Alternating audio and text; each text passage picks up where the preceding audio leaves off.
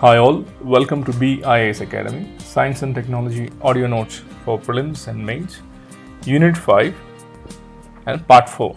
The topic is Environmental Impact Assessment, and the topic which we're going to cover are the core values of Environmental Impact Assessment, background, history or evolution of Environmental Impact Assessment, and then we're going to see detailed process of the EIA.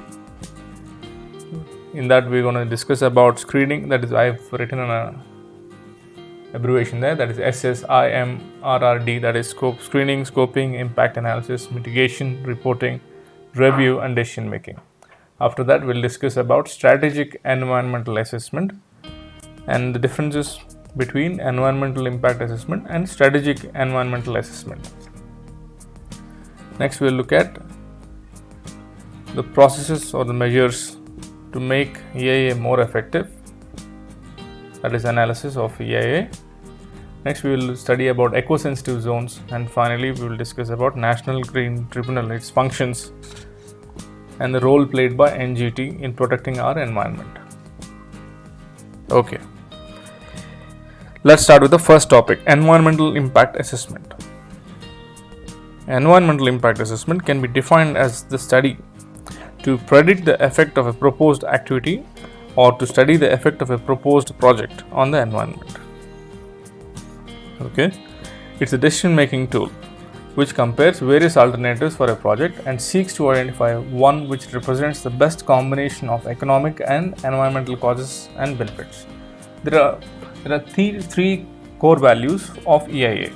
What are they? That is integrity, utility, and sustainability. Integrity: the EIA process should be fair, objective, unbiased, and balanced. And the second value is utility. EIA process should provide balanced, credible information for decision making. Third value is sustainability.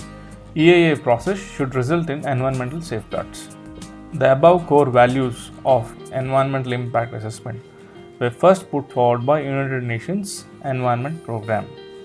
In its EIA training resource manual, EIA systematically examines both beneficial and adverse consequences of the projects and ensures that these benefits are taken into account during the project design.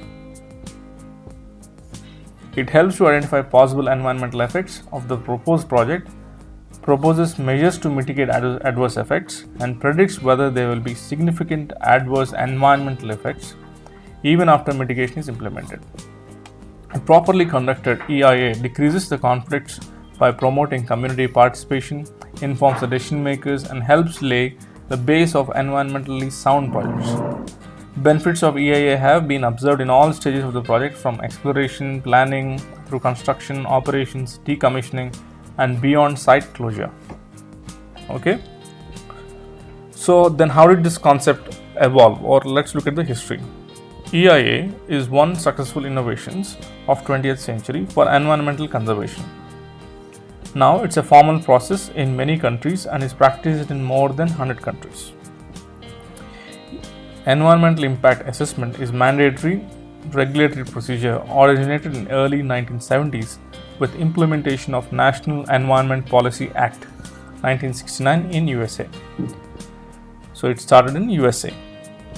Much of the initial development was in a similar number of smaller higher incomes countries like Canada, Australia, New Zealand. It started in 1973-74 in all these countries. However, there were some developing countries as well as which introduced EIA relatively very early. EIA process really took off when in 1989 the World Bank adopted it for a major development project in which the borrower country had to undertake EIA. Okay. Now let's coming to the history. The Indian experience of EIA started in 1976-77. When did it start? 1976-77. When Planning Commission asked the Department of Space and Technology, DST, that is, Department of Science and Technology, to examine river valley projects from environmental angle. So the Planning Commission in 1976-77 asked the Department of Science and Technology to examine the river valley projects from environmental angle. This subsequently extended to cover those projects which require the approval of Public Investment Board. Till 1994, environmental clearance from central government was an administrative decision and lacked legislative support. On 27 January 1994, the MOEF promulgated EIA notification under EPA 1986, making environmental clearance mandatory for the expansion or modernization or for setting up of new projects listed under in Schedule 1 of the notification. Since then, there have been 12 amendments made to EIA notification of 1994. Okay.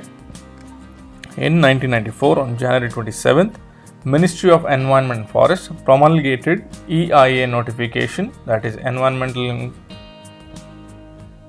Impact Assessment Notification, and made environmental clearance mandatory for expansion, modernization or setting up new projects which are listed under Schedule 1 of the notification. Okay. Today, the EC for central government is required for 32 categories of developmental projects, broadly dividing under mining, thermal power plants, river valleys, infrastructure like road, highways, seaports and airports and industries. Certain activities permissible under Coastal Regulation Zone Act 1991 also require similar clearance. Additionally, donor agencies operating in India like World Bank, Asian Development Bank have a different set of requirements for giving EC to projects that are funded by them. Okay, now let's see the process or the detailed process of how environmental impact assessment is carried out. EIA is a multi-step process which is done in a highly elaborative and a scientific manner. The stages of EIA process depend upon requirements of the country or donor.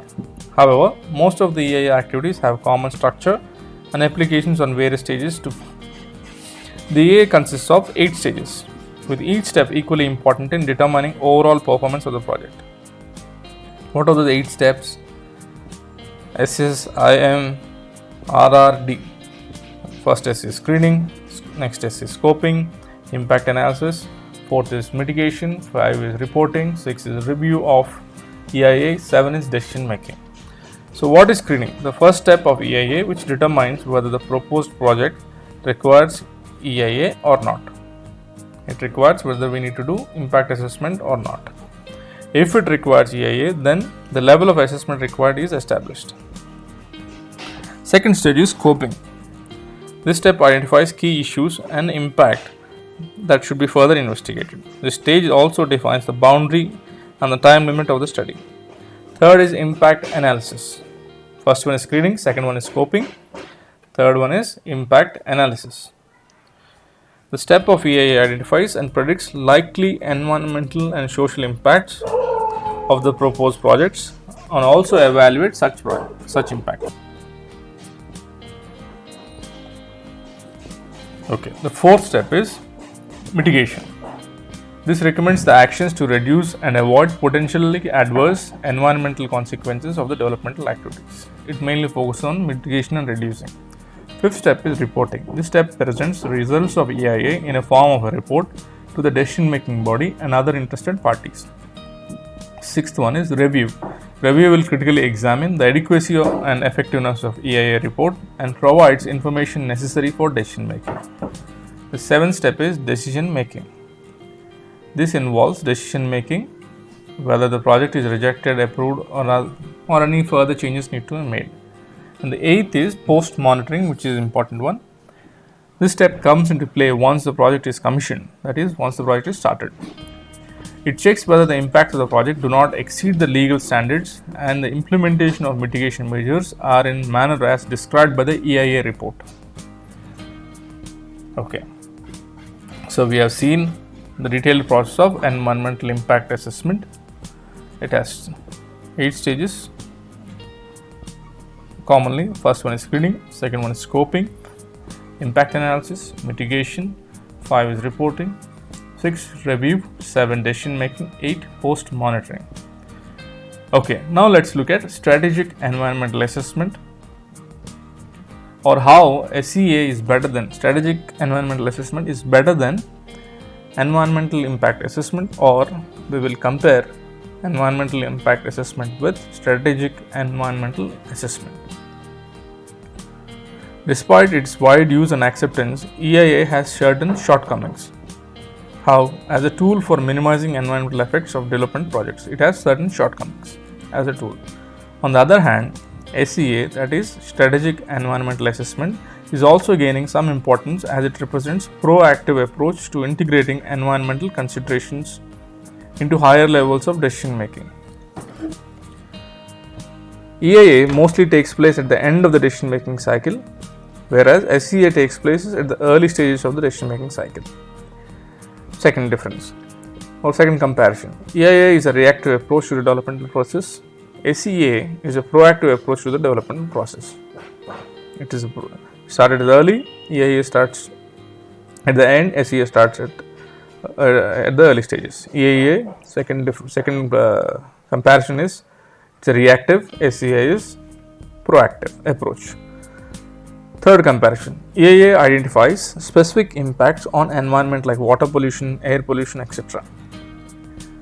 Whereas SEA in addition also identifies future environmental implications than issues of sustainable development. It is futuristic. Fourth comparison, EIA has limited review of proposal and its effects, whereas SEA has very early warning of all cumulative effects. Fifth, EIA considers limited number of feasible alternatives. SEA considers broad range of potential alternatives. 6. EIA gives more emphasis on mitigation and minimizing the impacts, whereas SEA gives more emphasis on meeting environmental objectives, maintaining natural ecosystem balance. 7. EIA has a narrow perspective and gives emphasis on high level of details like impact on water, impact on air and other components of environment, whereas SEA has a broad perspective and gives emphasis on every lower level of it is to the detail, and SEA is studied to provide a vision and an overall framework. Example, studying impact of individual species because of water pollution, whereas EIA stops at water pollution, whereas SEA drills down to individual species, impact on individual species because of water pollution. You understood, right? Okay, eighth point is EIA is well-defined process with clear beginning and an end, whereas SEA is a multi-stage process with overlapping component and high probing in its process.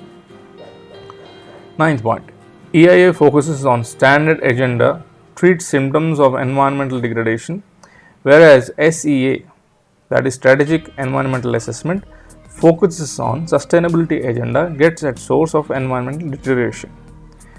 SEA had limited development and implementation till 1990. However, after 1990, a number of countries in developed economies adopted SEA. The adoption of SEA is likely to grow significantly in coming years, especially with directives by European Union and United Nations Convention on Transboundary EIA. So those are the similarities or differences between SEA and EIA. Now let's analyze the process of environmental impact assessment in India, or in minimum they can ask like discuss the defects of EIA process in India, and we'll also discuss the measures to make it more effective. In India, there is a formal legislation with relation to environmental impact assessment. It has been enacted by making an amendment to the EPA Act 1986. But we lack a well-framed EIA legislation. Hence, there is a need to have a separate and independent legislation that governs all aspects of EIA. There is a limited involvement of public and government agencies in initial phases. For that, there should be an active involvement of all participants, including competent authorities, government agencies, affected people at very early stages of EIA. This makes the process more robust and gives a fair idea of issues which needs to be addressed at the initial phase of EIA. There is no provision in place to cover landscape and visual impacts in Indian EIA regulation. So there is no provision to cover landscape or visual impact in Indian regulation. Hence, there is a need to have integrated approach to EIA covering all aspects, including social and health issues. In Indian EIA, screening is done on the basis of vaguely defined indicators threshold level of environmental, social, and health indicators are not defined. Hence, there is a need to develop competent authorities besides whether EIA is required after seeking advice from the developer NGO and the statutory consultants. There is a need to evolve threshold levels for each aspect of social conditions, health impact, and environmental degradation. In India, EIA is done by a consultant and is done to suit the needs of the proponent. Public are not consulted. EIA process is more inclined towards meeting just pollution control requirements rather than addressing full range of potential environmental impacts from a proposed development. Hence, like countries such as US, Netherlands, Canada, and Europe, the involvement of public and other concerns should be addressed in the scoping exercise. Most reports of EIA are published in English and not in local language. In some cases, executive summary only is translated into local language. It should be mandatory that every report of EIA is to be translated to the local language. Expertise in the area of assessment studies is not up to the mark. Hence, there is a need to develop training to achieve expertise in the area. In most cases, students from developing countries go to the developed countries to gain knowledge on this subject. Okay, so we have seen the analysis of environmental impact and assessment in India. So now let's look at the next topic, that is eco-sensitive zone. We will discuss the importance of eco-sensitive zones. The name itself suggests it is sensitive. Eco-sensitive zones, or ESZ or ESZ, are buffer areas and corridor areas around the protected area networks. So eco-sensitive zones are buffer and corridor areas around the protected area network. The ESZs need to be declared in order to provide better sanctity to protected areas. The ESZ acts as an additional tool to strengthen the protected area network and check the negative impact of industrialization, and it also checks unplanned development in and around the protected area. What are protected areas? National parks, zoos, right. The Indian Board for Wildlife sanctuaries are also protected areas. The Indian Board for Wildlife, in its meeting held on 21st Jan 2002 under the chairmanship of the Prime Minister, had adopted a Wildlife Conservation Strategy 2002, in which one of the action points envisaged is to notify the lands falling within the 10-kilometer radius or 10 kilometers of the boundary of national parks, sanctuaries as eco-fragile zones under Environmental Protection Act 1986. The new eco-sensitive zone guidelines were declared by the ministry in 2011. This ensures that these areas act as shock absorbers to the protected areas by regulating and managing the activities around such areas. The guidelines include a broad list of activities that could be allowed, promoted, regulated, and or promoted. This is an important checklist for conservationists to keep in mind while identifying threats in ESZs. What is ESZ? Eco-sensitive zones. So, the eco-sensitive zones guidelines were declared in 2011. These act as a shock absorbers to the protected areas. What are protected areas? National parks, sanctuaries, right. And there are guidelines being issued. This include a list of activities. They control certain activities like, right. Okay. Now let's go to the next topic, that is National Green Tribunal or NGT. When was it established?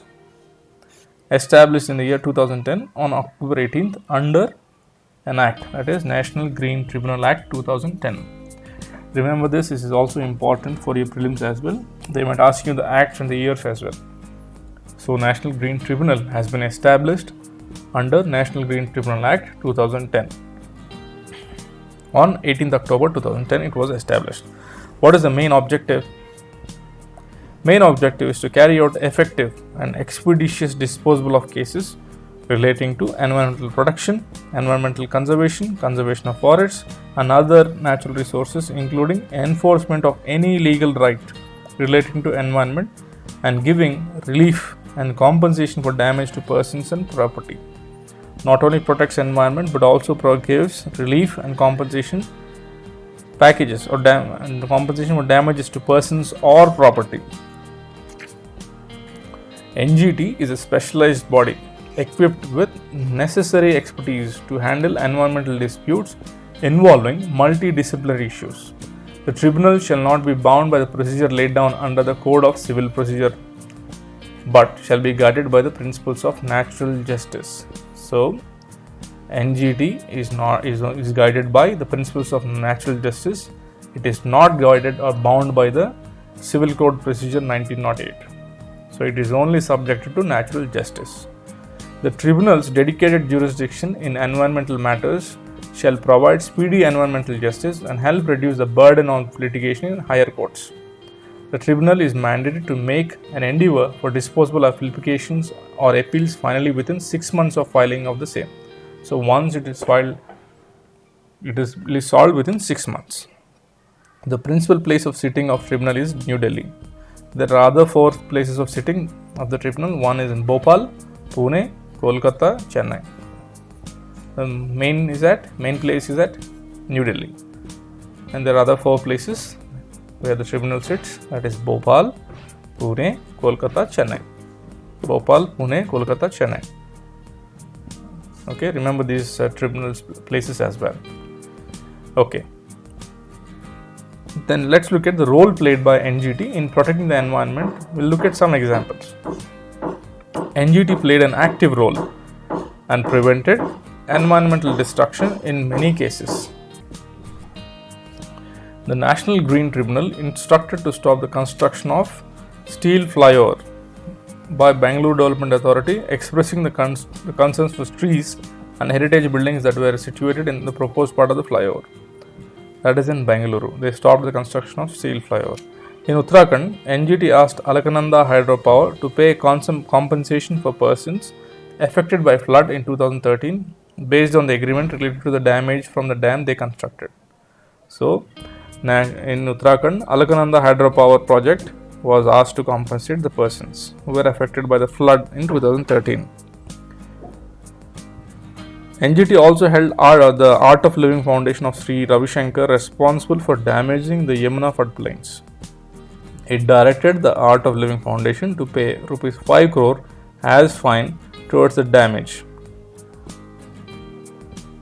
In Samit Mehta vs Union of India case, NGT invoked the polluter pays principle with reference to the ship sinking of a ship MV Rag in the coast of South Mumbai, which resulted in oil contamination. So it invoked the principle of polluter pays principle in Samit Mehta vs Union of India case. The polluter was asked to pay for oil contamination in South Mumbai, in the coast of South Mumbai.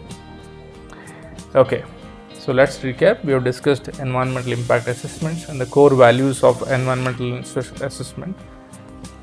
What are the 3 core values? Integrity, utility and sustainability. Next, we have seen evolution of environmental impact assessment. Alright, and then we have seen the detailed process. There are 8 steps, that is screening, scoping, impact analysis, mitigation, reporting, review of EIA, decision making, and finally post monitoring. So then we have compared strategic environmental assessment with environmental impact assessment. Next, we have analyzed environmental impact legislation in India, and then next we have studied about eco-sensitive zones and the importance of eco-sensitive zones. And then finally, we have discussed about National Green Tribunal. When was it started? In the year 2010 under National Green Tribunal Act. It is guided by principles of natural justice. And finally, we have seen some examples. The role played by NGT in protecting our environment. Okay, with this we'll end our today's lecture. Thank you for listening. Have a great day. If you have any doubts or queries, you can mail us to biasacademy@gmail.com.